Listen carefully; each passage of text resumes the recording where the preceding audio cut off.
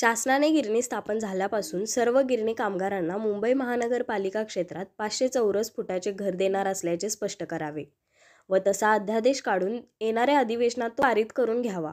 Lottery system बंद करून उर्वरित कामगारांच्या मुंबईतील घराचा प्रश्न एकत्रित सोडवावा.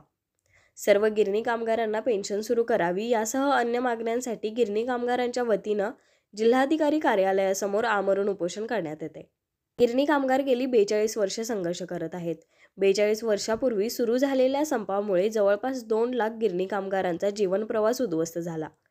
संपात न संपता संघर्ष करून उभा राहिलेला गिरणी कामगार सरकारकडे मोठ्या अपेक्षांनी गेली 42 वर्षे वाट पाहत आहे.